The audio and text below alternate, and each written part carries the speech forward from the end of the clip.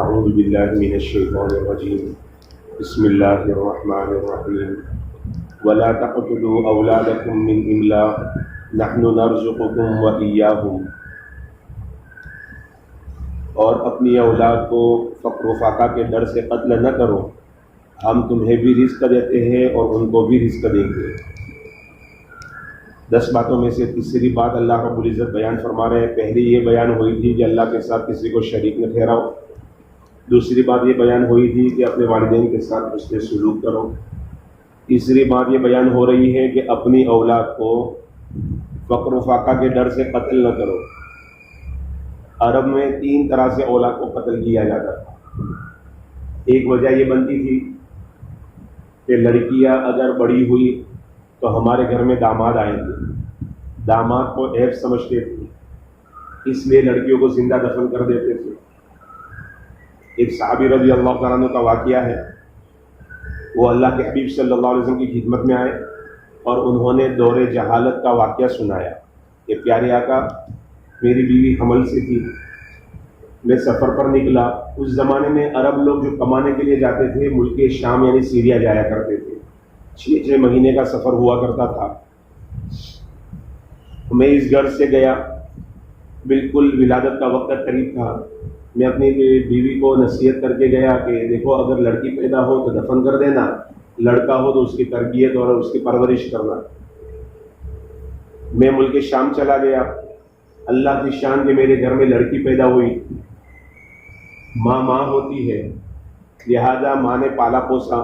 جب پتہ چلا قافلہ آ رہا ہے تو پڑوس کے یہاں دے دیا کہ میری بچی کو تم سنبھالو۔ وہ بچی کھیلتی ہوئی میرے آنگن میں آئی۔ جب میں نے اس کو دیکھا، بڑی حسین، خوبصورت، بولی بالی، اس کی محبت دل میں آ گئی۔ میں نے اپنی بیگم سے کہا کتنی پیاری بچی ہے، اس کی بچی ہے، اتنی پھول جیسی بچی ہے۔ جب ماں نے دیکھا کہ اس کے دل میں بھی محبت آ گئی ہے تو اس نے کہا یہ تمہاری ہی بیٹی ہے۔ بس یہ سننا تھا۔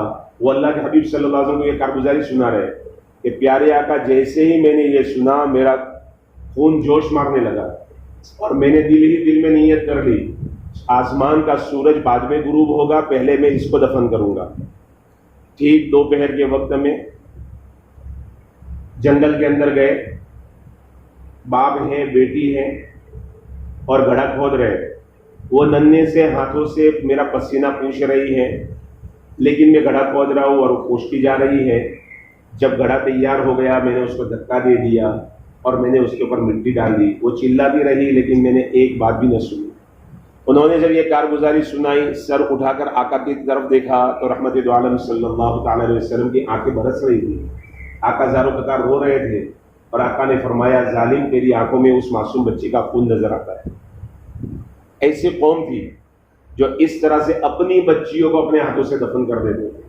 کسی اور کی بچی یا انسان کا بچہ تو دور کی بات ہے، جانور کا بھی، ناپاک جانور جو یہ گھومتے رہتے ہیں نا، ان کے معصوم بچوں پر بھی آدمی کو ترس آ جاتا ہے۔ انسان کا بچہ اور وہ بھی خود کا بچہ ہو، لیکن کیسی سفاک اور ظالم قوم تھی کہ اپنی لڑکیوں کو اس طرح سے زندہ دفن کر دیتے تھے۔ دوسرا، دیوی دیوتاؤں کے نام پر اپنی اولاد کو قتل کرتے تھے۔ جیسے خواجہ عبد المطلب نے یہ منت مانی، وہ زمزم کے کنویں کی بات ہے، اگر سیرت کے عنوان پر انشاءاللہ کبھی بات ہوئی تو وہ تفصیل سے بیان کریں گے۔ زمزم کا کنواں کھود رہے ہیں، دوسرے قریشی لوگ بھی آ کر کھڑے ہو گئے۔ عبد المطلب، اکیلے یہ فضیلت حاصل کرو گے؟ ہم بھی تمہارے شریک ہوں گے۔ کہا نہیں، میں نے خواب دیکھا ہے، سالوں سال سے یہ کنواں بند تھا، نام و نشان مٹ گیا تھا، اب میں کھود رہا ہوں، تمہیں یہ شرافت نہیں مل سکتی، میں تمہیں اس میں پارٹنر نہیں بنا سکتا۔ اس پر اس وقت عبد المطلب نے یہ کہا تھا، کاش میرے 10 بیٹے ہوتے، آج مجھے کام آتے۔ اگر اللہ نے مجھے 10 بیٹے دیے تو 10واں بیٹا اللہ کے نام پر ذبح کروں گا۔ اللہ کی شان، اللہ نے ان کو 10 بیٹے دیے۔ سب سے آخری حضرت نبی پاک صلی اللہ علیہ وسلم کے والد حضرت عبداللہ پیدا ہوئے۔ اب منت پوری کرنی ہے، لہذا اب کیا کرو؟ جب عبداللہ اتنے بڑے ہو گئے کہ آپ ذبح کرنے کے قابل ہو گئے تو اب مسئلہ یہ آ کر کھڑا ہوا کہ منت مانی تھی، اللہ نے زمزم جیسا کنواں عطا فرمایا ہے، لہذا منت پوری کرنی ہے۔ تو خاندان والے کھڑے ہو گئے، عبد المطلب پاگل ہو گئے ہو، اتنے حسین بچے کو، اور وہ بھی اتنے حسین ہوں گے جن کی نسل میں حضرت محمد رسول اللہ صلی اللہ علیہ وسلم کو آنا ہے۔ بیچ میں لوگ آ گئے، تب کیا کرنا چاہیے؟ کہا چلو فلاں جگہ پر مدینہ کے راستے پر ایک کاہنہ رہتی ہے، اس کے پاس جاتے اور فیصلہ کرواتے ہیں۔ وہاں پر پہنچے، اس کے سامنے پوری بات رکھی۔ اس نے کہا کہ ایک کام کرو، ایک طرف چٹھیاں لکھو، 2 چٹھی لکھو، ایک میں عبداللہ کا نام لکھو، ایک میں 10 اونٹ لکھو، اور قرآن اندازی کرو۔ قرآن اندازی کی گئی تو عبداللہ کا نام نکلا۔ اچھا 10 کی جگہ 20 کر دو، 20 اونٹ کر دیے تب بھی عبداللہ کا نام نکلا۔ 30 40 50 60 70 80 90 یہاں تک کہ 100 اونٹ کی ہے نا، تب جا کے 100 اونٹ کے نام پر پورا اور چٹھی نکلی۔ لہذا عبد المطلب کو یہ حکم دیا گیا کہ ایک کام کرو، عبداللہ کے بدلے میں 100 اونٹ ذبح کرو۔ تو یہ ایسی قوم تھی، بتوں کے نام پر، نظر و نیاز کے نام پر اپنی اولاد کی بلی چڑھاتی تھی، ایسے لوگ تھے۔ اس لیے اللہ کے حبیب صلی اللہ علیہ وسلم فرمایا کرتے تھے، انا ابن الذبیحین، میں 2 ذبیح کا بیٹا ہوں، ایک اسماعیل ذبیح جن کو حضرت ابراہیم علیہ السلام نے ذبح کرنے کے لیے لیا تھا، اور ایک عبداللہ ذبیح جن کو ذبح کرنے کی منت عبد المطلب نے مانی تھی۔ بہرحال یہ دوسرا طریقہ عرب کے اندر رائج تھا۔ تیسرا طریقہ بھوک مری کا ڈر، ہم کو نصیب نہیں ہوتا، اولاد کو کیا کھلائیں گے، یہ ڈر تھا۔ اور اللہ تعالیٰ یہ تیسری قسم کو بیان کر رہے ہیں، لا تقتلوا اولادکم من املاق، اپنی اولاد کو فقر و فاقہ کے ڈر سے قتل نہ کرو۔ جو اللہ ہمیں روزی دیتا ہے وہ اللہ ان کو بھی روزی دے گا۔ آج ہم دیکھیں، آج ہماری زبان پر ایک شکوہ ہے کہ آج ہر چیز کیمیکل والی آنے لگی، لیکن سوچنے کی بات ہے یہ کیمیکل کس نے پیدا کیا؟ اللہ نے پیدا کیا۔ پہلے زمانے میں پبلک کم تھی تو اناج کی کم ضرورت پڑتی تھی، سبزی کی کم ضرورت پڑتی تھی، اللہ نے وہ نظام بنایا تھا۔ آج جب پبلک بڑھ گئی ہے تو اللہ نے کھانے والوں کے حساب سے پیداوار بھی بڑھا دی۔ پہلے زمانے کو یاد کریں، اکثر زمانہ ایسا گزرا ہے، حالانکہ پانی بہت فراوانی کے ساتھ ہوتا تھا، پھر بھی ہمارے گھر میں ایسے دسترخوان نہیں سجتے تھے جیسے آج سجتے۔ یہ اللہ کی طرف سے روزی نہیں تو اور کیا ہے؟ اللہ یوں روزی دیتے ہیں۔ وَمَا مِن دَابَّةٍ فِي الْأَرْضِ إِلَّا عَلَى اللَّهِ رِزْقُهَا، یہ 12ویں پارے کی پہلی آیت ہے۔ اس کی تفسیر میں علامہ فخر الدین رازی رحمۃ اللہ علیہ تفسیر کبیر کے اندر لکھتے ہیں کہ سیدنا موسیٰ علیہ السلام اللہ تعالیٰ کی کوئی قدرت دیکھنا چاہتے تھے۔ اللہ نے فرمایا، موسیٰ میری قدرت دیکھنا چاہتے ہو؟ جی اللہ میں آپ کی قدرت دیکھنا چاہتا ہوں۔ کیا سامنے وہ جو پتھر کی چٹان ہے نا، اس کے اوپر اپنا عصا مارو۔ بھلا لکڑی سے کوئی پتھر ٹوٹتا ہے؟ لیکن اللہ کی قدرت سے ساری چیزیں چلتی ہیں۔ لکڑی کے مارنے سے کبھی سمندر کے اندر راستے بنتے ہیں؟ اللہ یوں کہتے ہیں، موسیٰ یہ عصا ہے نا، فرعون کے سر پر مار تاکہ اس کا بیجا پھٹ جائے۔ یہ سمجھ میں آنے والی بات تھی، لیکن اللہ کیا فرما رہا ہے؟ موسیٰ کیا کر، سمندر میں لاٹھی مار۔ اللہ کا حکم تھا، مانا، راستے بن گئے۔ انہوں نے اس پتھر کے اوپر لاٹھی ماری، وہ چٹان ٹوٹ گئی، اس میں سے دوسرا پتھر نکلا، کہا اس پر بھی مار، تیسرا پتھر نکلا، اس پر بھی مارا۔ جب تیسرا پتھر ٹوٹا تو اس کے اندر سے ایک کیڑا نکلا جس کے منہ میں ہرا پتا تھا۔ موسیٰ علیہ السلام حیران رہ گئے، میرے اللہ، 3 پتھروں کے اندر بند کیڑے کو زندہ رہنا مشکل، یہاں تو نے زندہ بھی رکھا ہے، اس کو روزی بھی دی ہے۔ اللہ رب العزت نے فرمایا، میرے نبی اور بھی میری قدرت سننا چاہتا ہے؟ جی یا اللہ، اب سننے کی باری ہے؟ جی سننے کی۔ اپنے نبوت والے کان اس کیڑے کے قریب کر۔ موسیٰ علیہ السلام نے کان قریب کیے، وہ چھوٹا سا کیڑا اللہ کی تعریف بیان کر رہا ہے، اور کیا کہہ رہا ہے؟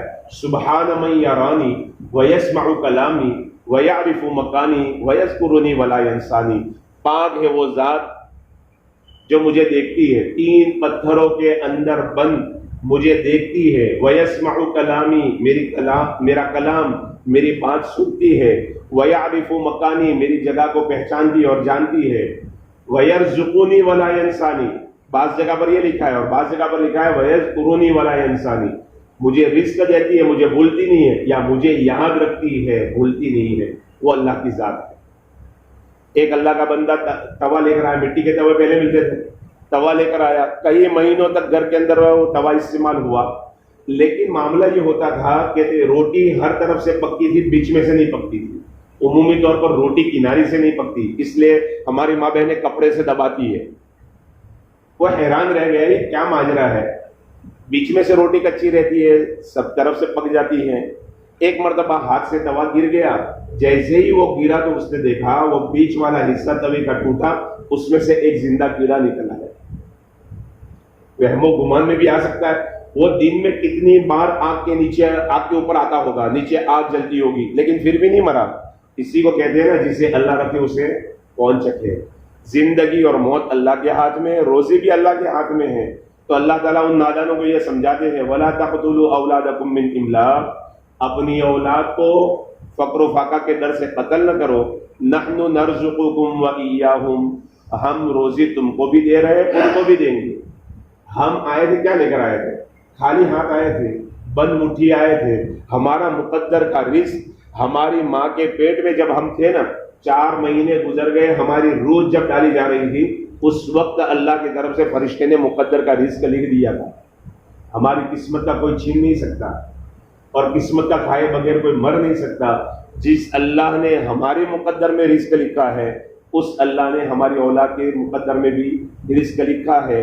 अब वो दौरे जाहिलियत की बात थी कि वो इस तरह से अपनी औलाद को कत्ल करते थे। आज क्या कुछ नहीं हो रहा, आज क्या कुछ नहीं हो रहा।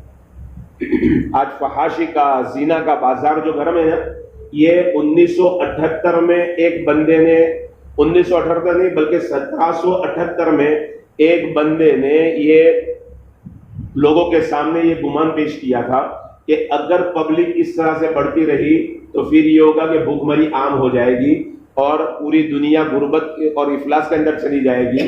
तो उसने ये तरतीब अपनाई थी और लोगों को ये मशवरा दिया था कि ऐसी दवाइयाँ ईजाद की जाए कि जिसके जरिए से हमल रोके जा सके, और अगर हमल रुक जाए तो उनको गिराया जा सके। ये वो बदबख्त इंसान था जिसके नतीजे में आज जिना के बाजार गर्म है। पहले आदमी जिना का अगर दिल के अंदर ख्याल भी लाता तो इस बात से डरता था कि अगर हमल ठहर गया तो क्या जवाब दूंगा। खास तौर पर लड़कियां डरती थी। उस जमाने में ऐसी दवाइयां नहीं थी, आज दवाइयां आ गई। अब दवाइयों का इस्तेमाल हो रहा है, माने हमल दवाइयां भी खाई जा रही है, जिना के बाजार गर्म है। बहरहाल अल्लाह की तकनीक में और अल्लाह की तख्लीक में फितरत के कानून से जब भी इंसान टकराएगा, नतीजा खसारा होगा, नुकसान होगा, इसके अलावा कुछ नहीं होगा। इसलिए आज के दौर में जितनी भी वो खानदानी मनसूबाबंदी, फैमिली मनसूबाबंदी, या फिर वो नारा लगाया गया हम दो हमारे दो, आज वो जुमले भी बदल गए। अब तो वही लोग जो ये कहते थे ना हम दो हमारे दो, अब स्टेज पर आकर कह रहे हैं कि मियाँ भाइयों की इतनी औलाद है, तुम अपनी औलाद बढ़ाओ। अब पैसे दे रहे हैं, लड़की पैदा होगी तो हम इतना देंगे, उसके पढ़ने का उस सब खर्चा उठाएंगे, यहाँ तक के जहेज का खर्चा भी उठाएंगे, औलाद बढ़ाओ। अल्लाह का कानून फितरी कानून है। उस कानून से जब भी इंसान टकराया है और उस कानून को बदलने की कोशिश की है, हमेशा मुंह की खाई है। अल्लाह ताला हमें सही